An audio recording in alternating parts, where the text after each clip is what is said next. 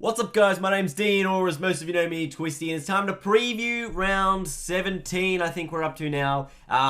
Big game last night, Hawthorn and the Swans. I picked the Hawks to get over the line. They did by 5 points, Cyril kicking the match-winning goal with just under a couple of minutes to go. So that's now the third time Sydney have lost with, not much left and having a lead. So I'll talk more about that in the wrap-up, but let's get stuck into the preview. Tonight, we've got Fremantle and Geelong for the Dockers. Mzungu and Barlow come in. Langdon and Tucker go out of that team. And for the Cats, Kirsten, Stanley, and Cowan come in. Bartel's been managed. Mitch Clark's been dropped straight away, and Darcy Lang has also been dropped. So they've pretty much gone back to the team that they were a couple of weeks ago, Geelong.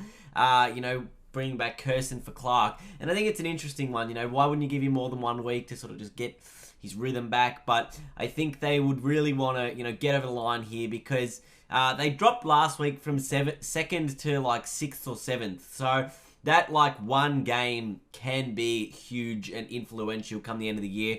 Hawthorn look like they're going to finish top of the table now with that win last night. So very much, you wouldn't want to lose this game. It's over in the West. You're going to want to travel well, and I think the Cats will win. I think they'll win probably by 5 or 6 goals against a Fremantle side that have been improved, but they haven't been dramatically fantastic. So we'll wait and see how they go, but I think the Cats will get home tonight. But let's look at tomorrow. I'll be here at the MCG. Not over there at the MCG, wherever. Grigg comes in for Conker for Richmond, and they take on Essendon, who bring back Zaharakis from suspension, and Leuenberger comes back into that side. Michael, I thought, was pretty good last week, so I was surprised he got dropped in it, and Cooney has been rested for the Bombers. Again, Richmond, much improved last week. There's only the one change, which is good to see, keeping a lot of the young kids in the side, so I would expect maybe like McIntosh to come back before the end of the year. Hopefully, Corey Ellis would get a run. Ben Lennon might get a run if he returns well from injury. So there's still a number of kids Richmond can play before the end of the year. But I think they're pretty settled with the guys who they're looking to move forward with. Castagna, Short, Menadue. Who else was there? Markov was very, very good on debut last week. And Conker really needs to show more as a first-round pick. Otherwise, they bring in someone like a Sean Grigg, more experience, can probably help those younger kids grow a little bit further and quicker through that side. So, Richmond will win this game, I'm hoping anyway. But Essendon have been pretty good the last couple of weeks. So, it would not surprise me if they sort of take it up to Richmond and make it a very close game. Because they were very good last week against the Saints, weren't they, Essendon? And it wouldn't surprise me if they have good intent, Essendon.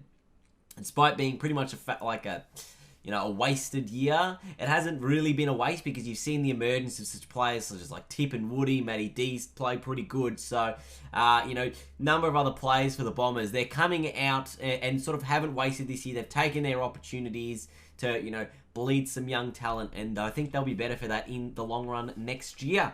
Now, let's move on to North Melbourne taking on Port Adelaide. This is a very important game for that makeup of the final 8. Should North Melbourne drop this game, it opens the door for a Collingwood or a Port Adelaide, or even like not really a Port Adelaide. I think their draw's too tough. Maybe like a St Kilda. I don't really know. I don't think there's many other teams that could possibly jump in. Maybe a Melbourne by some odd chance. But Dalsano, Waite, and Wells come in for North. So good to have Waite, Wells back. Dalsano is also another good in. And Dumont goes out. He's been dropped. Wood has been out with the knee, and Farron Ray with the hamstring injury. So a couple of very important ins there for North Melbourne. Jared Waite's probably the biggest one of those 3 ins. He's a very important player in that forward line, and he's critical to them scoring a number of goals. Creating forward half pressure. If he takes a number 1 forward, it relieves Brown, it relieves Petrie. So, very, very good to see him back for North Melbourne. They should get the job done at home against this Port Adelaide side, who bring back Gray, Stewart, and Archie for O'Shea. Ebert out with the bruised lung, and Cracker out with family reasons. So, it will be interesting to see how Port go on the road, whether or not Hartlett does anything, considering they got fined, Port Adelaide, for not following proper concussion protocols last week with Hamish Hartlett. Shouldn't have played out the game, ended up playing out the game with a concussion. So, interesting to see how Port go. If they can win this game, it opens the door for other sides to make that top 8, but we do think it's set. and I think North Melbourne will win. They'll get over the line, and they will secure their spot in 8th position, or in that top 8 as the 8th team to be playing in the final series. Now, next game, Twilight, up in Carrara Stadium, so in Cairns. You've got Boyd and Dunkley coming in for the Dogs, in for Webb and Libba out with the lung injury last week after copping a big knee in a marking collision. And for the Suns, they've got Lonergan, Hallahan and Grant coming in, but 3 huge outs. Ablett with the shoulder, Prestia with the knee, and Riscatelli with the knee. Probably 3 of their best players, or their 3 best players, in my opinion, go out of that team with, Ablett, Prestia and Riscatelli. If the Gold Coast win this game, it will be a miracle. I don't think it will happen. I think the Dogs will get over the line. Tom Boyd could have a big day out in the for the Dogs. But I think it's going to be interesting as well to see how well the Suns attacking forward line go. If they can get inside their forward 50, I reckon this could be Lynch's day out to, get him right up in that Coleman medal race. I mean, I know they're not playing for that, but Tom Lynch is a very, very good forward, and unless the Dogs can 2 to 3v1 him the entire day, I think he might have a good showing up there in Cairns. So will be interesting to see how that one goes, but I think the Dogs will get over the line. The worst thing that could happen is if they lose that game. So, third sellout game to Carrara, you wouldn't want to lose it. I think they've won both of them so far. So, they would want to get over the line in this one. Next game, we've got Adelaide and Collingwood. Again, another critical one going into the finals. If Adelaide were to win the game, puts them right up in top 2 contention. Top 4 is almost a certainty if they win this game. And for Collingwood on the other side of things, they win this game, North Melbourne might drop a game. They're almost back in the hunt for the top 8. But it's going to be very, very difficult to see that happen. Late change for Adelaide, or, a change before the game anyway. Seedsman for Laird, don't know the injury, just said something that he's sustained at training today, or something like that. So Seedsman comes back in for the Crows. And for the Pies, Greenwood in for Fasolo, who's out with a shoulder injury. Interesting to see they didn't bring back Mason Cox after sort of resting him last week. Not sure if he's done for the season now, or if they're really just trying to focus in on what they can do going forward, Collingwood. So very interesting to see how this one goes. I think the Crows at home are a very good side or very difficult side to beat. They've won 7 or 8 in a row now. So they are the form side of the competition. They could make top 2 with the win here, and then a win for the rest of the year. So it could be, this moment could project them right up into premiership credentials. Because if they get a home final, I would say good luck to any side beating them up there. It's going to be very hard for a team to beat them up there. They win that first final. They're in the prelim final, home prelim final. Then you've got a real good shot at making it to that grand final, and anything can happen from there. So I know I'm looking too far ahead because the season can change like that with 1 win, 1 loss. It's just crazy to think. But Adelaide, I'm thinking we'll get over the line in that one. On to Sunday's games. We've got Jacks, Graham, Buckley, Curnow, Wiley, Tutt and Jones in for the Blues. So that's 7 possible ins to that squad. And Everett, Thomas go out, as well as Walker with the knee and Casbolt with the suspension for the tummy tap punch. Why? You don't need to punch people, guys. It's just going to cost you a week now. The MRP has done that. And for the Eagles, Redden, McKenzie and Nelson come into their squad of 25. But this is going to be another one because West Coast, they're playing in the MCG. They're not a huge MCG team. And Carlton would fancy their chances here. They've had a real, good start at the start of the year. Those 4 outs, though, for Carlton, they're pretty big outs. Like Andreas Everett, Dale Thomas has been playing good, Andrew Walker really good, and Casbolt also. So there's 2 critical members of that forward line, and that's why I think you'll see Jones come in and sort of play that role. So very, very interesting, again, to see how Carlton can play. I'm hoping Carlton will get over the line. I've actually picked them to win this week against the Eagles. I don't know why. I think it'll be interesting. I don't know. West Coast probably should win the game, but Carlton, this is one of the upsets that they could potentially cause. Dennis Armfield last week, though, how good was he? 3 goals outside 50 in the opening quarter. Ended up with 4 for the game.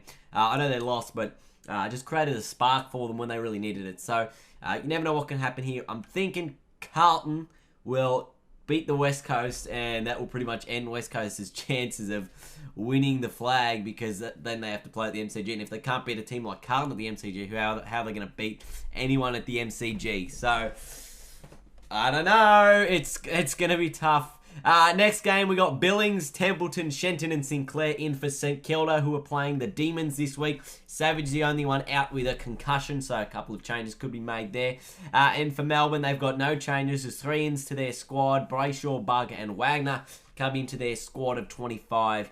This game's at Etihad Stadium, and St Kilda actually knocked them off last time they played earlier on in the year. I think Hogan kicked 7, though, for Melbourne. So again, it's going to be, can St Kilda stop Hogan, which is something they didn't manage to do the first time around, but they still managed to win the game. So I think St Kilda, they can win this game here. They're much quicker, or they're not a much quicker side than Melbourne, because Melbourne are pretty quick as well, but St Kilda, just the way they move the ball and their pressure, especially at Etihad Stadium, they're a very dangerous side to come up against, and I think that they could definitely get a win here and have their best season under Alan Richardson if they do get another win for the season. So I think the Saints were going to win against the Demons this time around. I think they're going to win again, and it will be a pretty good game to watch. I think it's going to be very exciting on Sunday afternoon. Now, the final game is Brisbane taking on the Greater Western Sydney Giants. Cutler, Keys, Walker, Dawson come into the Lions squad. Merritt, the only one that goes out with some illness. And for the Giants, Marchbank, Lloyd, Reed, and Himmelberg come into that squad for Reece Palmer, who has been dropped from the side. So even though it's up at the Gabba, I think the Giants will want to bounce back after last week's performance against the Pies, having a 4-goal lead at quarter time and then allowing 11 goals in that second quarter, just not on. So they'd want to bounce back from probably their worst game for the season and try and once again push them back up into that top 4 contention, because it's so tight that you can't afford to drop games like this. And I think the Giants will understand that now, and they won't want to drop this one. So they'll get over the line. They'll win this one. Yeah, very interesting games coming up this week to see who can, withstand that pressure. And over the next sort of 6-7 weeks, you've got to see how well all of those top 8 sides can withstand the pressure of, if you lose, you drop dramatically. So you don't want to lose if you're a top 8 team.